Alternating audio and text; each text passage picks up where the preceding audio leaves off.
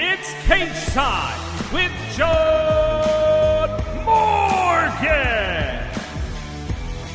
And welcome everybody to another episode of Cageside with John Morgan. A delayed another episode as we've missed the last couple of weeks for a bevy of reasons. We're going to get into it here in a little bit, but I'm your host, Eric McMahon. We are going to go look back all the way back a couple of weeks ago to the retirement fight of Dustin Poirier from the Smoothie King Center in New Orleans, Louisiana. And we are going to look forward 2 weeks to the juggernaut that is DDP Chimaev from the United Center in Chicago, Illinois, a fight that I just can't wait to start breaking down. So without further ado, let's bring the man. His name is on the marquee. You can follow him on X, John Morgan _MMA. He is John Morgan. What's up, Hal? Just in case you thought there wasn't going to be another Cageside with John. I feel like it's been forever, man. I mean, life got in the way. Unfortunately, American Airlines got in the way last week and caused some issues. So we just had some things going on. So I've missed getting to chop it up with you every single Monday. Yeah, I'm glad we're back to doing action now. At some point, I mean, we got a lot of MMA to talk about. We missed a little bit over the last couple of weeks. We got big stuff on the horizon. Can we slip in a little CM Punk talk as well? Because the WWE did my boy done dirty. They did my boy dirty. They did CM Punk dirty. Oh man, you should have seen me. It was funny because I had CM Punk pulled up at the Apex. I was there for the UFC event. I was watching the fights, but I was like, hey, gotta watch my boy. You know I don't watch a ton of wrestling, but my boy CM Punk is competing for the championship. You know I'm watching, so I got it pulled up on my computer. And, you know, I'm sitting there watching. He wins the title, and I'm like, let's go. My guy got the title. And then they did the swerve on us right there, right? Burn it down. Seth Rollins comes. Now, listen, this is an MMA podcast, right? and listen, the UFC does a phenomenal job at storytelling. Yep. Right? They're as much as they are a fight promotion, they're a storytelling company as well. And they do a 100%. great job. Nobody is better at storytelling than World Wrestling Entertainment, and proof was in the pudding. Saturday night, SummerSlam in New Jersey. Now, give you a backstory. A month ago-ish, Seth Rollins went down with a torn ACL, right? Which he had done that before. Right.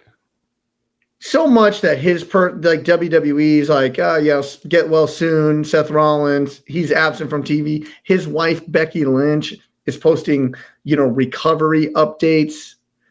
It is out there. Like, this is not a work. Like, Seth Rollins is really hurt. He's out, ACL injury, out for a long time. But he was the Money in the Bank winner, which means the Money in the Bank can cash in your Money in the Bank at any place, anytime, for any reason, instant title shot. And he just kind of gets put in the back burner. Like, nobody's even thinking about him. He's gone for 6 to 8 months. We ain't going to hear from him. CM Punk with this. And it's a great match against him and Gunther. Great match. Massive. That Gunther is huge, man. That dude's a massive cat. And furthermore, is they were telling this story about, like, CM Punk was being very emotional about being back up at the top of the card. He got to headline a night at WrestleMania that meant a world to him. He was overcome with emotion just by headlining that. And now he's working. He's got this title shot. He wins it. He's overcome with emotion at the time. And then Seth Rollins' music hits. And he comes out with these crutches, with the whole ACL brace on everything.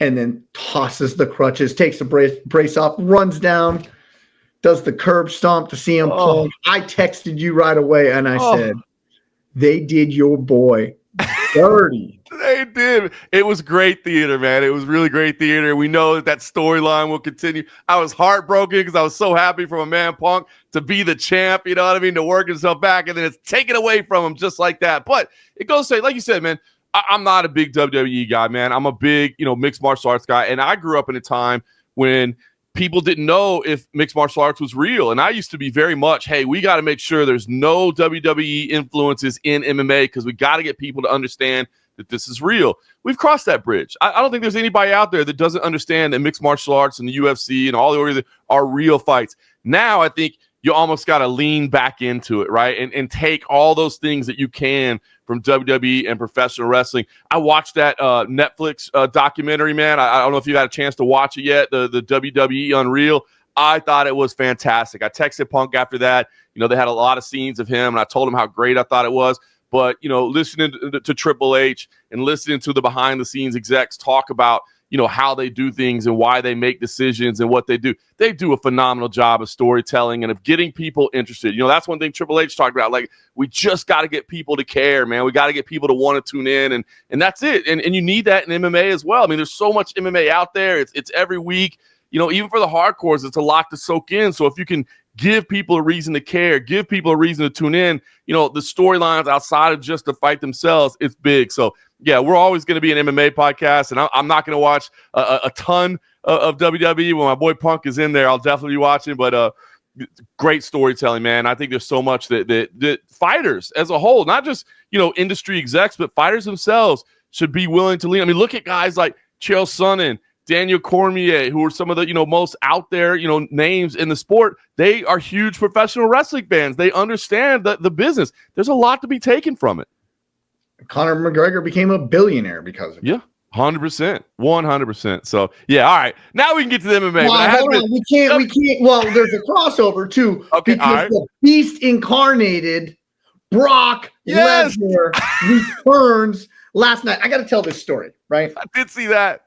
So, you know, last night, the main event, it's the farewell journey of John Cena, the never seen 17-time world champion. And he becomes a bad guy right before the main event against Cody. He does a flip. He's a good guy again, back to the old John Cena. Everybody's loving it. I'm loving it. Cody Rhodes ends up beating him. And it's this very emotional moment. It's the last time John Cena's ever going to be at SummerSlam. And I'm sitting there. I let my son stay up late to watch the main event with me. He was so invested in this. He's 6. That's awesome. He's so invested in this. And we're sitting there, and it's like this emotional moment where John Cena is passing the torch to Cody Rhodes, like literally and figuratively passing it to him, handing him the belt. You're the man. You're taking this company forward. And this is my last time ever going to be here. And my son turns to me and he goes, I've never seen this out of him. He goes, I don't know why, Dad. I feel like I want to cry. Wow. And I said, it's okay. It's sad, but it's, you know, John Cena is the greatest of all time and yada, yada, yada. And then Cody Rhodes does the honorable thing. He gets out of the ring so John Cena can have his moment in front of the crowd. That's cool. Whole crowd is chanting, thank you, Cena. My son, me and my son are doing it at home because I saw how invested he was. So we're chanting at home. Thank you, Cena. And then Brock Lesnar's music hits. Now, here's the funny thing is I have an old video game, WWE 2K17. Right. In 2K17, my son's favorite player is Brock Lesnar. He has no idea. He has never seen Brock Lesnar wrestle. He only knows him from the video game. Brock Lesnar's music hits. He jumps off the couch and he goes, Brock Lesnar! I'm telling you, this was a core memory that my son will never. The story, the roller coaster of emotions that they took a 6-year-old on last night. That's cool, man. Amazing. Yeah, when it incites real emotion, right? And children are like the most honest, the most innocent, right? You know what I mean? To inspire emotion like that, you know you've done amazing storytelling, man. So that's beautiful. And I'll tell you what, and again, a WWE nod here, whatever. Walkout music, as silly as that is, man. You know, like, and I get it. Like some athletes as fighters, you know, they'll pick a song that they've been listening to in the gym lately or whatever, something they've been had in their warm-ups or something that gets their head in the right place. And I get that. You know, people use their walkout music for their own inspiration, their own reason. But when an athlete is associated with a song like those WWE, it's cool. You know, I mean, I think, you know, Anderson Silva, man, come on. The whole God, when that arena would go dark, who turned out the lights? And, you know, they would come on and I mean, dude, I'm getting chills right now because I'm bringing myself back to those moments. You know, Sandstorm. Even back like early days and that huge Country Boy Can't Survive. Country Boy Can't Survive. I mean, it's a silly thing, but it means something. You know, that music hits and instantly before I even see an image of you, I'm thinking about you. I hear you. I feel you. You know what I mean? Like, that's a big thing. And Tom Petty. The Won't Back Down. I mean, come on. That's a good one. Conor McGregor. Notorious. Yep. Oh, gosh, like It's eliciting emotion from me right now. 100%. Like I said, you know, thinking about Anderson, I was getting chills. You know what I mean?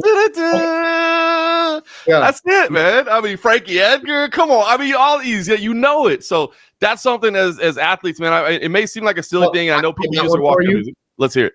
Ladies and gentlemen, the party has just begun. Oh, little Tony Ferguson. El Cuckoo, he's coming. I used to love that. I used to be one of my favorites of all time. There's no doubt. That's it, man. Those are good ones, man. So that's something I think athletes think about that. I know people use it for their own motivation, their own inspiration, but think about it as like branding, I guess. You know what I mean? And being associated, you know, to Michael Bisping, Song 2. I mean, you know, stuff like that. It's cool. Yeah, you know what I mean? Like, it means something. So that's cool. But yeah, it's funny, man. And it's not, you know, I used to be, there was a time when I kind of like shunned professional wrestling because, again, I hated the fact that in the early days of MMA, people were like, is this real or is it like pro wrestling? And so because of that, it made me kind of shun it a little bit. But through my friendship with CM Punk and working with him over the years, it's definitely made me lean back more into it and watch more of it. And there's just so many cool things about it that are fun and that again, mixed martial artists, you know, whether it be again executives or fighters can really learn from. No, 100%. And the production value in the whole 9 yards. I mean, it mimics WWE, and I'm not just talking about UFC. I'm talking about I'm just talking about all of professional sports has learned from WWE, UFC. I'm telling you, man, whether you're a professional wrestling fan or not, I think go watch WWE Unreal on Netflix, man. It's really good. They show a lot of stuff behind the scenes. I'm sure a lot of hardcores are probably like, you're showing too much. You shouldn't show this. But there's a lot of controversy surrounding that docuseries. I bet. But it's cool. You know, it's like a magician that shows you the trick and, you know, still blows your mind. You know what I mean? Mm-hmm. Like, they tell you what they're doing, but I'm still using the sleight of hand and getting you somewhere else. You know what I mean? So I think, to be honest, that like even if you're not a pro wrestling fan, I think you can watch that show and be like entertained by it, and then you might, you know, want to watch that person the next time they compete or whatever. So I think it's a good show. I really enjoyed it. So my son had a wild SummerSlam experience with me last night, which was amazing, and they did Punk dirty. So let's look back a couple weeks ago in his retirement fight. Dustin the Diamond Poirier takes on Max Holloway for the BMF belt from the Smoothie Center in New Orleans, Louisiana. A card completely built around Dustin Poirier's retirement. And I think the fight lived up to the moment. It was a great fight, but I want to start here. It's hard looking back 2 weeks, but how close did you really have that fight? I didn't think there was any controversy whatsoever. I thought it was a clear 3-2, if not 4-1 for Max Holloway. I really did. It was a shame because I'll be honest with you, and not that you would cheer against Max Holloway. He's a legend. You know what I mean? Like, that dude is as good as it gets. But I just have a lot of affinity in my heart for Dustin Poirier, man. You know what I mean? And not just about the fighter he is, but just about the man he is. You know who he is. And I thought, boy, here we are. We're talking about storytelling. We're talking about production values. I mean, what a great job the UFC did in building this around, you know, his send off, and, you know, some of those video packages. You know how you talk about little tears welling up in the eyes on some of those video packages. They did a phenomenal job of it. But in the end of the night, I just knew that Dustin Poirier had lost the fight, and no controversy for me whatsoever.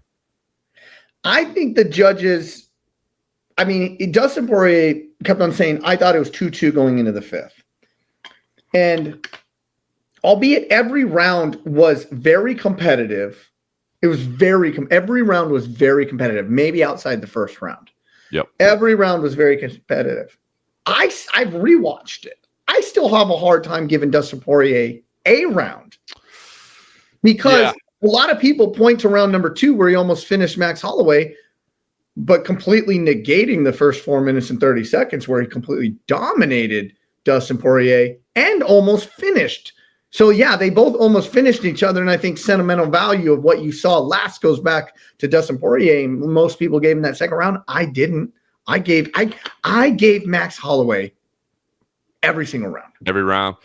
I don't blame you for that, man. I mean, 2 and 4 were the rounds I think that you could swing in Poirier's favor, but I remember at the time just thinking you could have it 2-2, but I didn't have any. You know what I mean? Like, that's what I was saying. Like, it could be 2-2, but I'm not like, it's definitely 2-2 going in this fifth round. And he loses the 5th round anyway, so it doesn't even matter. And you know, I mean, I know sometimes it always, and I'm sure you've seen it a million times, either outside the cage or inside the cage, but somebody clearly loses a fight 29-28, for instance, and they hear a 30-27, and they just look around like, oh, what? You're like, bro, you lost the fight. It doesn't matter. You know what I mean? Like, it doesn't matter what the actual score along the way was. So, yeah, to have it 4-0 going into that, I would have no issue with that. I understand completely that they, you know, it wasn't any rounds where you're like, that is 100% a Dustin Poirier round. And I think it just goes to support that the retirement was the right call. You know, again, you know, it's a game of inches. It's a game of 1%. You know what I mean? Like, is he still an elite level fighter? Can he still be competitive with the top 10, top 15 in the division? Hell yeah, Dustin Poirier can be, but he doesn't need to.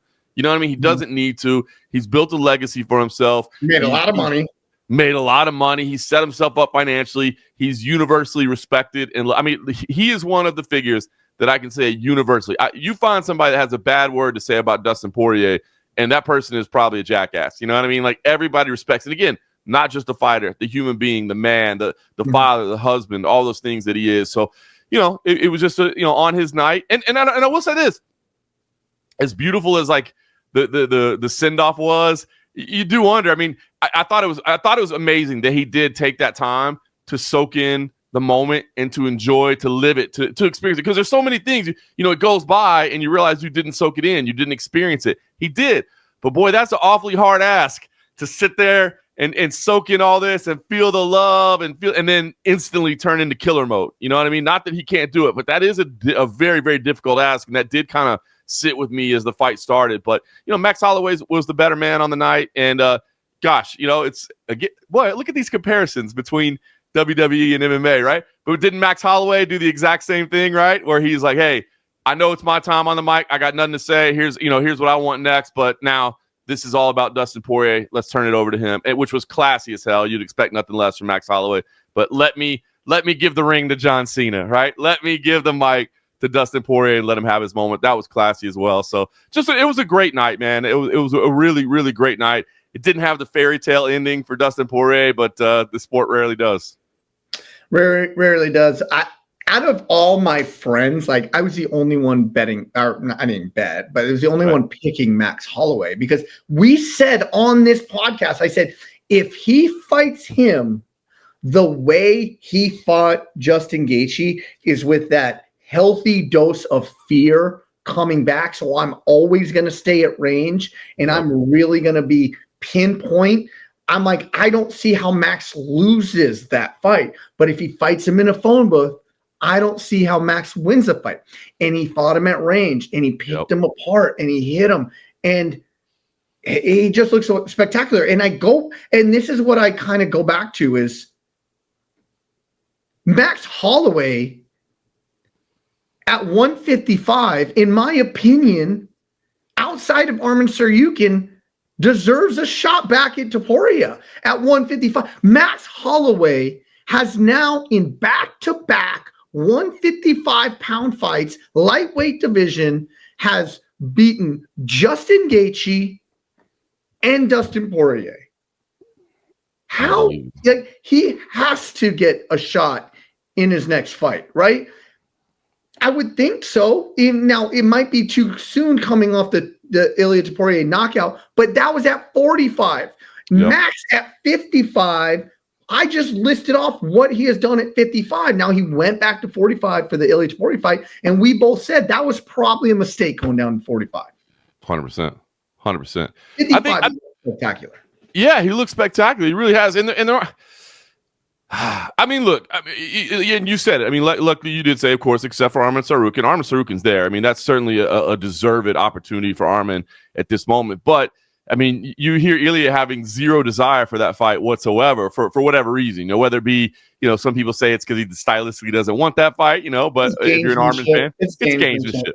100% it's games and shit. And, dude, I mean, let's talk about it. Let's talk about business perspective. Like, Ilya's a smart dude, right? Like, Ilia clearly understands the game, understands the business side of things, understands what he's doing. What sells more? I mean, when you're a champion, you're a pay-per-view partner, right? So you're getting added revenue off every buy that somebody makes. what's going to make you more money? Fight him, Arman Tsarukyan, or fighting Max Holloway? Because I'm here to tell you right now, that's not even a question to be considered. It's Max Holloway all day long because he just brings a much bigger fan base. I would rather see him fight Arman first, but we're the hard, right? But we're the hardcores, right? Because I agree. I actually agree with you. Like Arman deserves a fight. It's unfortunate the way things went down, but he deserves the fight. And I think stylistically, it's an incredible fight. But we're the hardcores, right? We look at it as, but that's the number one. That's the most deserving. That has the best chance. But where the money comes is when the casuals, when your 100%. Friend that never talks to you about MMA, you know what I mean? Your friend that had no idea there was a fight at the Apex this past weekend, all of a sudden goes, bro, you see that Max Ilya fight? That's going to be sick, huh? You're like, oh, you're into this one? That's where the money comes. So, but Arman's doing his part right now. He's doing his part. He's doing. Did you see the video I posted of him chasing a chicken and grabbing it and being like, no. Yeah, this is like a week ago or something. Like he was running in his backyard and grabbed a chicken. He's like, hey, Ilya, got you. I love it. See, he's trying to make it happen. I love it. It would be a great fight. To be honest with you, I would love to see that fight between those two.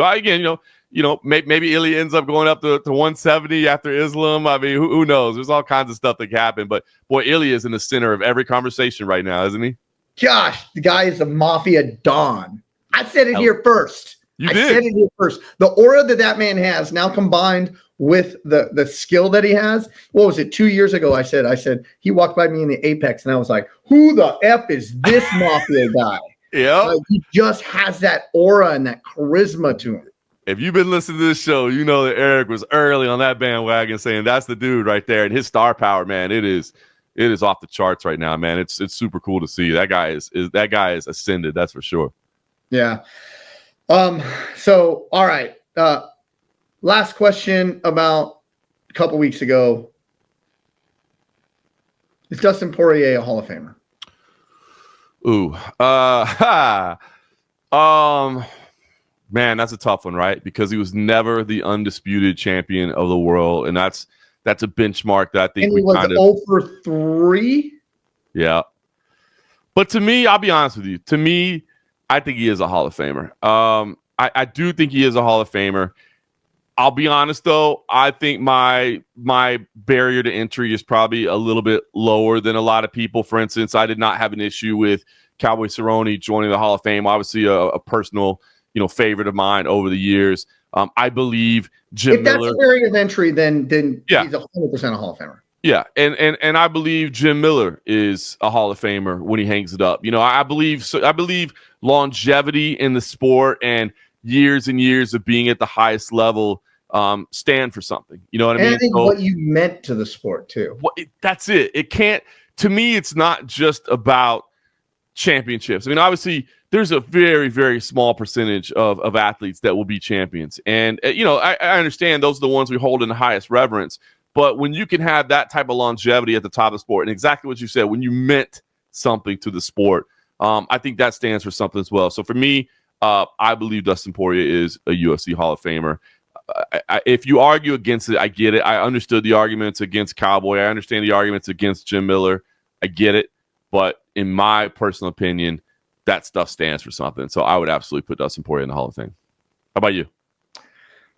I would so this is that double-edged sword that we're talking about. It's like we're having two separate conversations when you talk about it, right? If you're going to talk about the credibility of do championships matter and this, that, and the other? It does. But then I'm also coming at it from a perspective of, one, yes, I do believe he deserves to be in there. But I look at it from the perspective also of, listen, this is not 20 years from now or 50 years from now.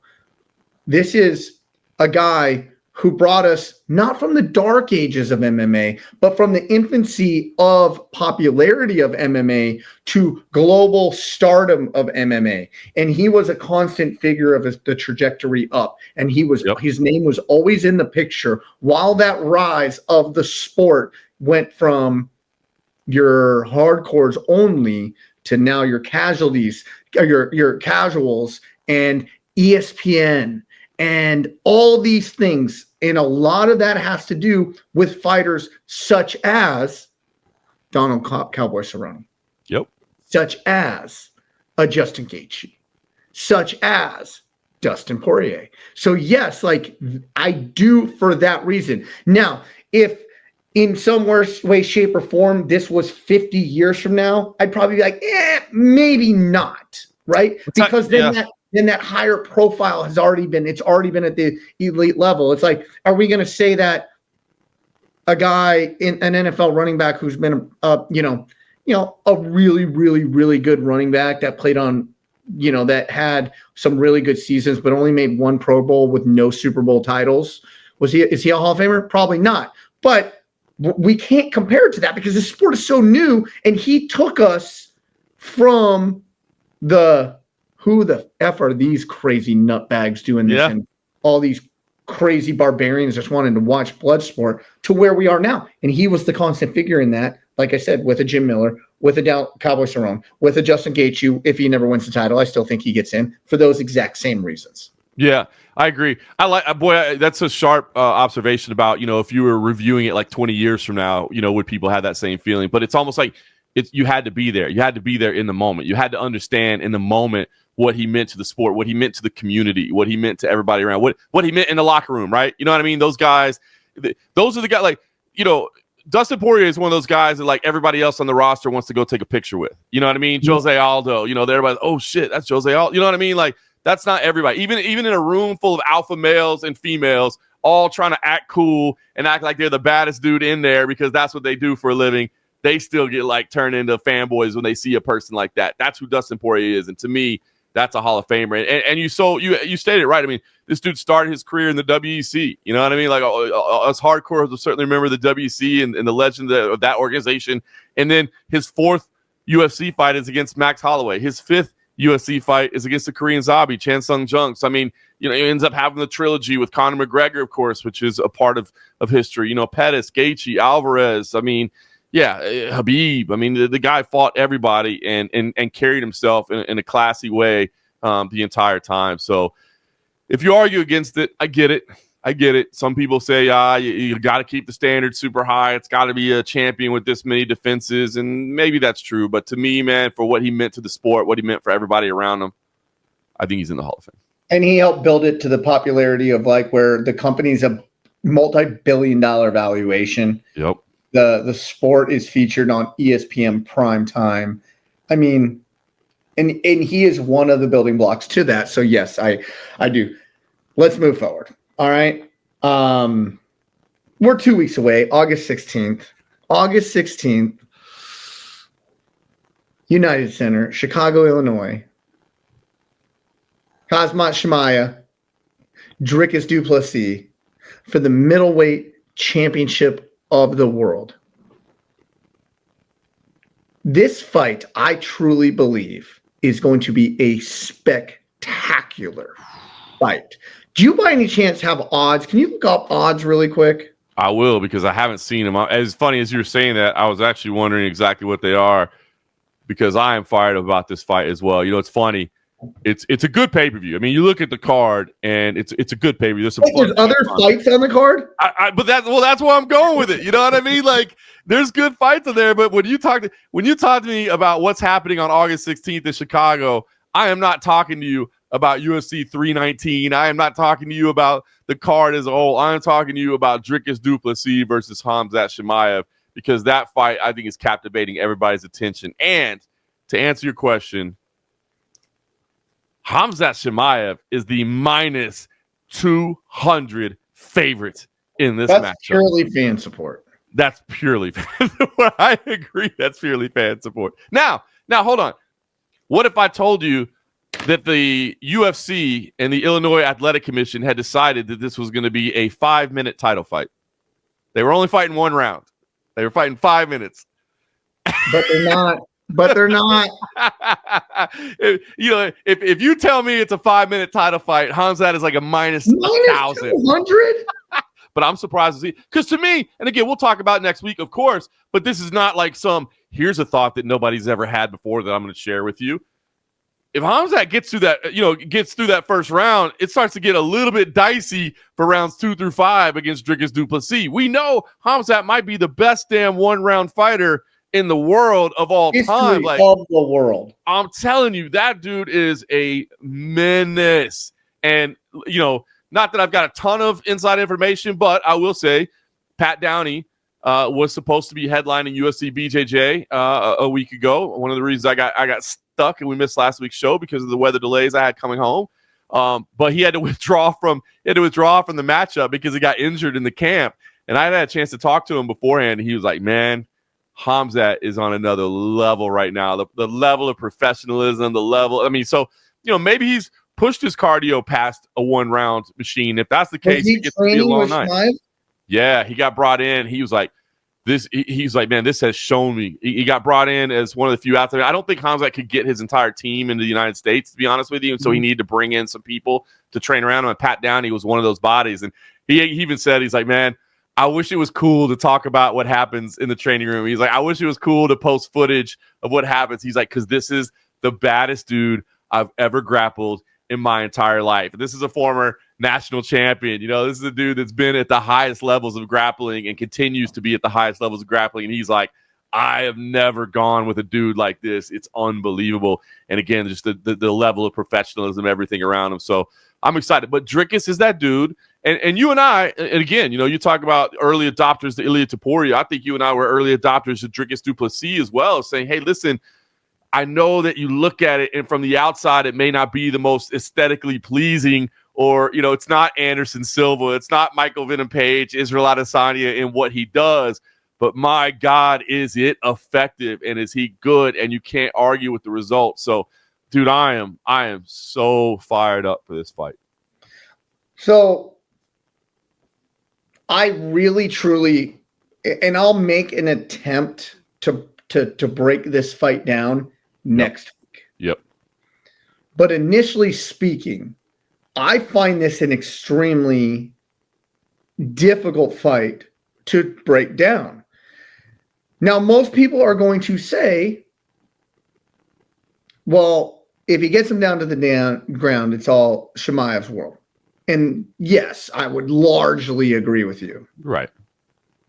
But I don't know, because I'm going to look at Dricus's past fights, right? Sean Strickland, not a grappler. No. Israel Adesanya, not a grappler. Nope. Sean Strickland, not a grappler. Robert Whittaker, is a grappler, but not capable. Capable grappling, but that's not where you think of him. Early all-around MMA guy, right? Right.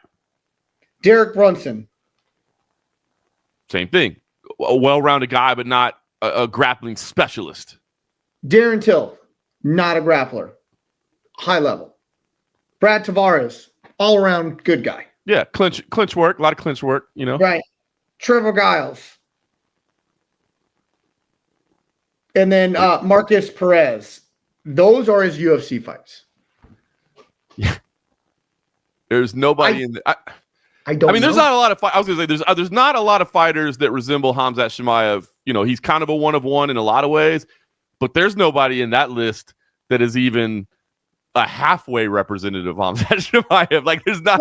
My bigger point is, like, if he had gone against some sort of Damian Maia-esque jiu-jitsu guy and was able to, maybe not win the exchanges, but were able to stave off anything and get back up to his feet and do this, I'll be like, okay, we have data. I have the data to go off of. Yep. I have zero data to go off of on this. So true. The data that I do have to go off of is that, let me look at this really quick. Gosh, he's been KO'd once in KSW, and he's been choked once. Outside of that, and that was 2018 was his last loss, okay? And that was KO punches. I don't think Chimaev is going to come in and knock him out. I don't either. I just don't. Okay? What I do know about Dricus is this guy is a freaking tank of a man. Yep. He is extremely hard to get down to the ground. Yep. He is extremely hard to hurt. He is a guy who will not stop, is going to not stand completely orthodoxly in front of you, And for all those reasons, I've said it on this show before, I truly believe that he is not respected to the level of degree of which he should be as the middleweight champion of the world. I've heard a decent amount of fighters coming out and saying, I'm picking DDP in this fight. What do they know that we don't know? I think what they know is, have they trained with him? Do they know what he's actually really like on the ground? I hadn't seen Israel Adesanya get finished by anybody on the ground, and Dricus finished Israel Adesanya on the ground.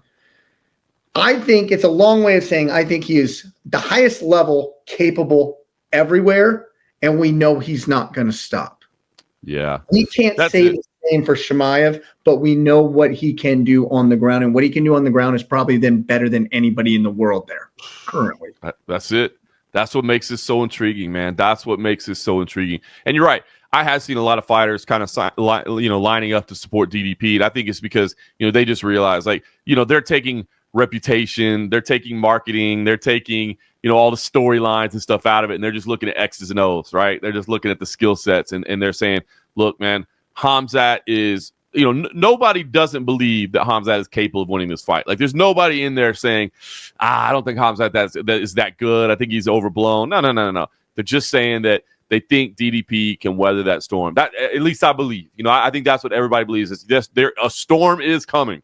There is no doubt a storm is coming. You can see the clouds gathering on the horizon. The storm is coming, but can you survive that early storm, that early 5 minutes, that opening round and a half? Because I think that Khamzat, if he's going to get it done, it's going to get done early. Not that he can't catch something in a scramble late. He is a capable grappler, and DDP is not trying to necessarily just stay at range. He's a big tank, like you said. He's going to be near you. He's not going to try to out-footwork you. So there may be other opportunities late, but it's those first 5 to 10 minutes, maybe even just 7.5 or so, that really are the danger points for Dricus. So fired up, man. Fired up for this fight. Really, really excited for it. Cannot wait for it. If I was DDP, I would walk myself back to the cage. I said this about Robert Whittaker. I said I would employ the same game plan. Listen, if I'm anybody fighting Chimaev, the first round, just going to run in circles for a while. I'm not going to give him a straight line approach to try and take me down. The minute he tries to cut me off, I'm sprinting the other way. Yep. Right. And then I'm going to back myself completely against the cage. I'm going to put my legs as far apart as possible. And I'm just going to say, okay, come on. And I'm just going to create deep little underhooks and say, please wear yourself out for the next 2.5 minutes on the cage. And then hopefully by the time you do get me down to the ground, I can survive long enough before the round ends. Yep. And then hopefully I've drained that tank a little bit. 100%. In training, when he's working, I would hope that every time that Dricus is against the cage and he tries to grab a guillotine or attack the neck, that somebody just swats him with a big hammer. No, stop. Don't try to do anything like that early. No, all you do is defend. All you do is make him work. Don't even worry about attacking. In fact, you know what? We're losing the first round 10-8. We're losing the first round 10-8 because we're not throwing a single punch. We're not throwing a kick. We're not throwing a knee. We're not trying to submission. We are just moving and defending and staying upright and making this guy work because we want to see him exert that gas tank early. It may sound kind of silly, but it is 100% accurate. Your advice there is spot on. I want to now here comes from the other side of the coin. Do I think Dricus can come out in the first round and overly hurt Chimaev on the feet? I don't really see Dricus. He doesn't do that necessarily either. No. It's not right off the bat he's like, ha ha, bam, bam, bam, and just laser pinpointing, picking somebody apart. He's more of I'm a tank. I'm gonna wear you down, then I'm gonna finish you. Right? Yep. That's how he fights a lot of times. And so he doesn't have these laser guided missiles. He more has these slow hammers that are coming at you. And so if I were to advise Chimaev, I say, hey, lull him into a little bit. Dance with him for a minute. Let's not burn everything out in the first 3 minutes of this fight. Let's not scream across like we did against well, pretty much everybody. Let's not settle in. Scream across the cage. And how he completes shots from 8 feet away are mind-blowing to me, but he does. Doesn't set it up. Shouldn't work. But maybe test yourself a little bit on the feet. Like, get comfortable, get into that rhythm of that fight, get your second wind going, And I just don't know the way this fight is going to go. And I'm going to try my best to try and break it down next week, but I don't know if I can. I'm just going to tell you right now. I can't wait to hear what you come up with, man. I think you're one of the best in the business at breaking down. So I'm definitely looking forward to what you come up with. We'll definitely talk about it. I gotta ask you now. We've got some other stuff to talk about, but I want to bring up something from a referee's perspective because I saw this, and as soon as I saw this happen, I wanted to get your thoughts on it. We don't talk about PFL a ton. Just because UFC is. I watched it last night. So I know I can go anywhere with it. We don't talk about PFL a ton. UFC is the dominant brand in space. PFL is doing good things. By the way, shout out to Thad Gene. Thad Gene looked fantastic against Logan Storley. Phenomenal work from there. Movled Khamzat. I think a lot of people thought that maybe he had lost a step. Maybe he was starting to fade. He looked incredible against Jesus Pinedo. So they had 2 really nice title fights at Boardwalk Hall in Atlantic City. So I want to big up those. But what I wanted to ask you was from a referee's perspective, what you thought. Because this is not necessarily – well, I want to hear what you thought about it and if what you think about what was going through Keith Peterson's head. Because if anybody saw this, the opening round of the opening matchup on the main card, Jordan Newman was facing Islam Abdelbasset. Good opening round, man. Really, really, really good, fun, back and forth first round. Jordan Newman actually gets clipped early. He was a big favorite in the fight. He gets clipped early, recovers from that, comes back and starts doing some damage to Islam Abdelbasset. Destroyed homeboy's face. Oh, the knee destroyed the face. The eye was blown up, probably a broken orbital. The nose was all twisted and turned. I mean, he did some damage. But Keith Peterson, lets him see the bell, right? I mean, I think he was close because there was some real damage late. But to Islam Abdelbasset's credit, and I'm sure you saw the same thing, every time it looked to me like Keith Peterson thought maybe I should stop this. In fact, he would move. In fact, I heard the commentary. Sean O'Connell was like, this isn't going to last long. This has got to be over. This has got to be it. And then he would get up. Then he would force him to get up. Yeah, and it wasn't just like he would cover, like he would get up, move. I mean, he was recovering. He was responding, even though there was serious damage. But then he's on the stool, and we're getting ready for round number 2, and Keith Peterson comes over, and he's like, all right, seconds out, let's go. And the seconds move, and he's still on the stool. And Keith Peterson's like, come on, you got to go. Like, let's go, round number 2. And he won't get up. And finally, Keith delivers a very direct, like, if you want to fight, you got to go now. And he doesn't get off the stool. And I don't think his English is great, but his corner's there. He's got translators. They're all saying it's very, and besides, how many mixed martial arts fights have you been in? Everybody knows what up. Yeah, everybody knows what up means. And he doesn't. And Keith Peterson just simply, that's it. I'm waving it off. It's done. And I can't imagine that's an easy decision to necessarily make. I mean, I think you say, and I hear most referees, like, I'm not trying to insert myself into this fight. Like, I'm not trying to be the story of this fight. Mm-hmm. But, I felt like from the outside looking in, he made the absolute right decision and a very just decision. And then, of course, the fighter gets up and comes in is the minute Peterson turns around almost before the waving off as the fighter jumps off the stool. So we have to say that. He does, and he starts, hey, what's going on? So I don't know, man. It was a tough spot for Keith Peterson to be in from the outside observer, but somebody that's watched a lot of fights. I thought he was fair, but I know that couldn't have been an easy decision for him to make, and it's compounded by the fact that the fighter does, as you say, get off the stool and then starts giving the like, what? Come on, man, what are we doing? And to me, it almost felt like there was that unspoken bond of like, where was this fight? Atlantic City, New Jersey, Boardwalk Hall. Okay. There, in my opinion, my professional opinion, one Keith Peterson textbook. He was textbook about this.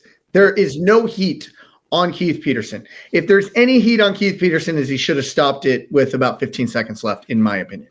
Right. But he didn't. The fighter, and we always say in the rules meetings, if you follow my instructions and you give the effort, I'm going to let you go to a point. That's how I always say I always say to a point. I always make a little disclaimer. But if you're doing what I say to do, I'm going to let you keep fighting. So Keith Peterson does what he thought was right, and he let him saw the end of the round. Okay. So they go to commercial break. They come back, and now the melee of trying to get him off the stool is happening. Right. But you also have the doctor, his corner, the cut man, all in the cage together. One, there's too many people in the cage right now already. Yeah. Okay. Clearly the clackers have already gone off. I put this on whoever the commission was there. The first thing listen, this would not happen in Vegas. Clack, clack, clack. Doctor is walking out of the cage. He knows that he cannot be in the cage. Cutman is walking out of the cage. He knows. Corners are being forced by the inspectors out of the cage. Now it is up to Keith Peterson at that point to being like, okay, we're going to start the next round. Everybody out. Stop time. Doctor, let's come in and take a look at this again. Do you need to take another closer look? You didn't tell me anything. But that's what Keith was trying to do. He was trying to manage the scene. Everybody out. Doc, we're out of time. Bop, bop, bop, bop, bop, bop, up, up, up, up, up. And don't worry, I'm going to start the round. I'll get you taking a look at it. I even heard Keith saying these things. Yep. He was saying it as like, I need to get order of the fight. Doctor, like, you don't have the authority here. Cutman, you don't have the authority here. Inspectors, you don't have the authority here. I have the authority, so I'm going to organize this for everybody. Yep. And nobody was listening. Nobody was listening. That's actually a very interesting observation that I hadn't considered, because you're right. And again, to me, I felt like the fighter was kind of, hey, I know what I'm doing here. Like, let's me and you, can you get me out of here? Don't make me quit. Don't make me quit, but please get me out of here. That's what I felt. But there was, I believe, a language barrier. And again, we've all been in fights. We've all seen fights. We all know what's supposed to happen. But I think you're actually really shy. I hadn't thought about that, but you're actually right. If there was nobody else there, maybe the fighter's in a little bit of confusion. Like, there's all these people right here. I know you're saying up, but there's all these people here. I know I've got another second or two because you got to get all these people out of here. We can't fight with all these people in here. Had everybody been removed from the situation, and now it's just me and you, and you're still sitting on a stool. I mean, you got your one corner man whose responsibility is to take that stool, and you won't give it to him. You know what I mean? Like, maybe there's a little bit less confusion. So I didn't think there was controversy to begin with, but that would have made it even less, I guess, potentially controversial, less concerning. Because what I'd be saying to the doctor is, stand right on the cage door. I'm about to bring you back in. That's what I would have said. Hey, doc, I need to get this second round started. I'm going to get it started, and I'm going to call timeout right away. I mean, you've seen me do that. Yep. You've seen, let's take the Jason Herzog, Henry Cejudo fight. It's exactly what he did, right? Yep. It's almost SOP, right? Standard operating procedure. And so he was, I even heard Keith Peterson. I think I heard him say, hey, doc, don't worry. I'm going to have you come back and take a look. Like, I need to get this next round started. He said, I need to get this next round started. He was going by the standard operating procedure. The 1 minute rest period was over. This concludes the finality of round number one. I then now have the jurisdiction to determine what we're going to do after this, but I need everybody out before I can bring you back in. That's the standpoint that I was looking at it from. Yep. And I think it was I don't think that Vegas doctors would have still been like trying to do this as Keith Peterson and standing over Keith Peterson as he's trying to instruct him to get up in this. I think the phenomenal doctors of the Nevada State Athletic Commission would have, I know the SOP. I'm going to walk out of the cage. I'm going to stand right here. Yeah. They get so many repetitions because obviously they're doing so many fights every single year. It's interesting, man. It's such a reminder, I think, that, I mean, obviously you could speak to it better than anybody, but the I won't say the stress level, but yeah, the stress level of the referee position where it's just like, there's nothing routine. You know what I mean? Like, you can't just come in and mail it in and just be like, all right, well, you know, I watch a lot of fights. I know this sport. You know what I mean? I kind of know what's going to happen. Like, no, man, you were tasked with a lot of responsibility, and no two fights are the same, right? Like, stuff happens all the time. Do you see where I'm coming at it from, though? With like Keith Peterson was trying to manage the situation, not necessarily saying, fighter, I'm going to make you fight right now. Yep. Oh, 100%. Yeah. I mean, I definitely felt like that again, that unspoken bond there between those two. That's for sure. Everybody knows what's going on there. So I thought he did a great job. Look how many people. There was at least one corner man, there was a cut man, and there was a doctor still in the cage. Why Keith Peterson is trying to get him off the stool. Like, cut man, doctor, you need to get out. Stay close, but you need to get out.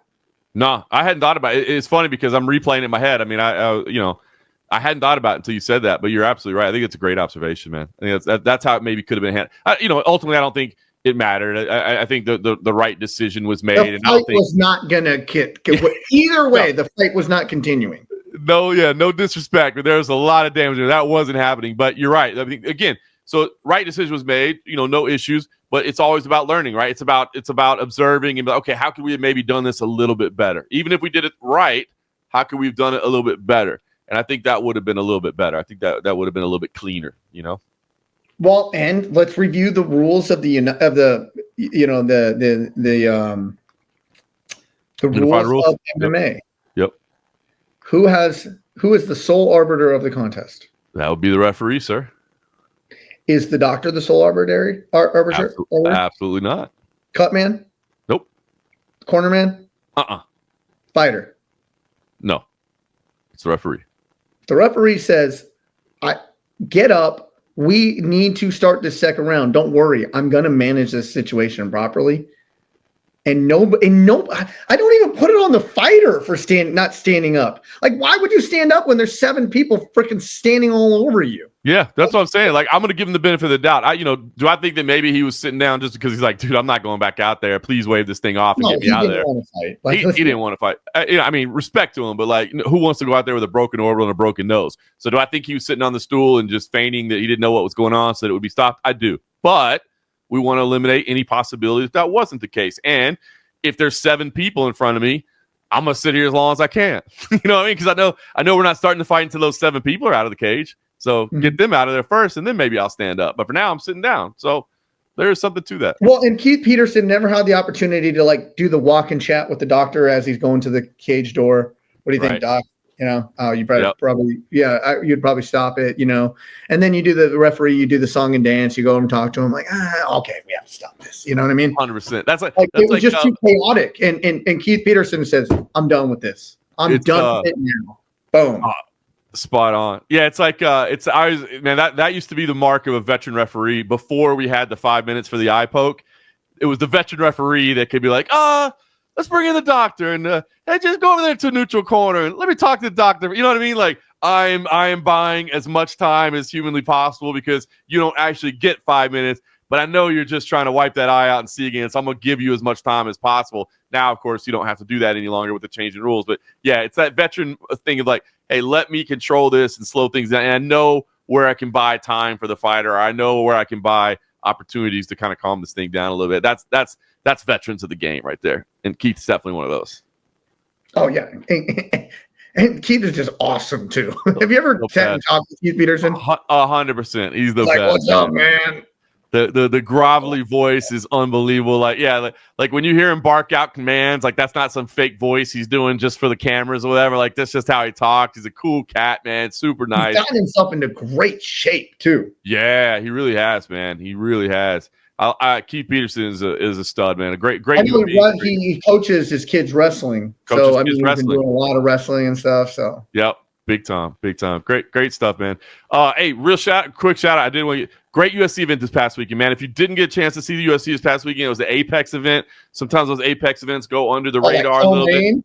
Bro, go back. If you didn't get a chance and it's slow this week and we got another Apex event that we can talk about briefly, but go watch just the main card. There were 3 fight of the nights on the main card alone. I mean, I really do believe this kid, Kevin Vallejos, it's they pronounce it with the Argentinians like Vallejos or whatever. I say Vallejos, but Kevin Vallejos against Danny Silva, phenomenal fight, number one. Danny Silva's really good, but Kevin, this kid from Argentina, man, he looked special to me at 145, and he looked great. And they had that fight, and I'm like, cut those guys for $50,000 checks right now. They didn't even get a bonus, man. And they gave out 2 fight of the nights, and Kevin Vallejos and Danny Silva wasn't even one of them because you had Esteban Ribovic and Elvis Brenner, who Esteban Ribovic just doesn't know how to do anything but have exciting fights. And then that's followed up by Chris Duncan versus Mateusz Rebecki, 2 American top team teammates that just absolutely threw down. So I just want to give a shout out. Obviously, Tatsuro Taira looked phenomenal as well. Hung Sung Park stepped in last second when Amir Albazi was forced out. Tatsuro Taira dominant. And it was great afterwards. He said, look, man, I would really like the winner of Pantoja and Van, like give me my flyweight title shot next. And in the post-fight press conference, I actually asked him, I was like, well, look, you said it, but there's other names in there. Like, make your case right now. Like, why do you think you actually deserve it? Like, lay it out there. Why do you deserve it? And he's like, because my skills are better than the champ. I was like, I mean, that's pretty simple. So great performance. But just want to give a shout out to this past week. Not a card that you would break down because there weren't a lot of like title implications and what comes. Like even Tatsuro Taira might need another fight before he fights for a title, but he did rebound from victory. Rebound from a loss to get a victory. He looked good. And I'm just telling you, if you missed the main card, there were 3 Fight of the Nights on there. So it's worth, if you got some time to kill and you're looking for something to watch, man, to go back and rewatch the main card. It was good. Yep, I hear you. So looking forward to next week. We do have an Apex card this weekend coming up. What do you got coming up? I'll be there. I'll be there for that, man. I'll be there at the Apex card. It's not till the end of the month that we get back to action at CFFC. Obviously, there's a lot of work to be done during the week, but August 30th is our next event. But I'll be there. Roman Dolidze, Anthony Hernandez in the main event. You got Andre Feely and Christian Rodriguez. There's a couple good fights on here that should be a lot of fun. Again, it's an Apex card. The Apex, by the way, man, the next time you get to the Apex, man, the exterior. I'll be out there next week. You'll be awesome. Contender series or August 12th.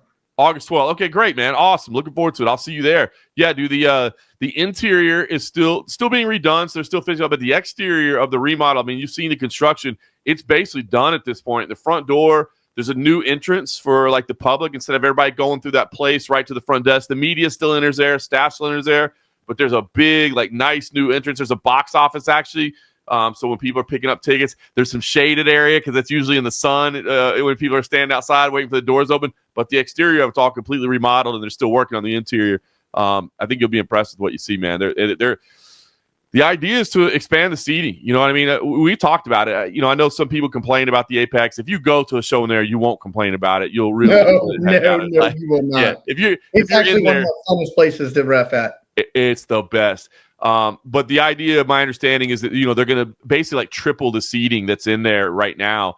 When they initially opened it, I don't know if a lot of people know this, but they had intentions of there being more people in there, but then they had like fire marshal inspections. They're like, bro, you don't have enough bathrooms here to have that many people in here. Like silly stuff like that, like little things that need to be done. There were just certain things that had to be fixed, and so they kind of they were like, well, we're good right now. And finally, they said, all right, let's commit the money to remodel. So that'll all be done soon, and we'll get some more people in there, and maybe it will change the environment. Like I said, if you've been to a fight in the Apex, you love it. I get why people complain about it on TV. Maybe with the tripling of the seating, that'll change the feel a little bit. Get it to be like the Joint. Yeah, dude, I'm telling you right now. So the other thing we saw last week is UFC BJJ 2, which I am a fan of UFC BJJ 2, man. That the bowl environment is so cool because it's it stops any stalls, it stops any restarts, it's constant movement, and they're preaching to the athletes. Look, man, offense. Like, make it exciting. If you want grappling to succeed, if you want it to be mainstream, if you want to get more people watching, you got to make it exciting and fun and not the stalling, slow tactics. So I love it. But I say all that to say, because of the bowl structure, because obviously it's got height to it, they were forced for the seating to raise the seating up in the Apex as well. And there's actually less people in there, I believe. I didn't count, but it feels like it's less people for UFC BJJ than it is for Apex cards. But because there's height around everything, it's got a little bit more of a big feel to it, an exciting feel to it. You know what I mean? So, even just that, I think, will make it. So anyway, all that's on the horizon. I know some people want to see the Apex go away. That ain't happening, man. It is just too operationally cost-effective for them to do events at the Apex, to not have to travel all those people and rent an arena and all those things. But those things are happening. And good to know you'll be out here next week, man. Do you have any? Do you know if you're doing? Is it just 1 week at a time, or do you know if you're doing more than one contender series? I don't have anything on the schedule of a contender series after that, but they usually book you about a month out. So I'm hoping probably week 8. Yeah, 10, somewhere. I'm hoping to get at least another. I hope to get another contender series because they do 10 weeks, right? Yep, 10 weeks, 10 straight weeks, starting next Tuesday, August 12th, as you said. And yeah, man, the return of contender series. That's another thing. Who doesn't like contender series, man? I'm just hoping I get to do week 1. I know, right? Look at that. Do you know who you're working with yet? No, I do not. No, just know you got your assignment. Awesome, man. Well, I look forward to seeing you out here, man. That'll be good. I'll definitely be here. Well, are you flying in day of? No. I'll fly in night before. I'll fly in Saturday, Monday night. Maybe we go get a frosty beverage and. You see, it's like you're reading my mind right here. You know exactly where I'm going with that. I mean, if you flew in day of, I wouldn't want to take you for a frosty beverage before the Contender series. The night before, afterwards. Yeah, I love it. We'll get one then too. Well, with that being said, lot to look forward to here with UFC. But for John Morgan, I'm Eric McMahon. Enjoy the fights.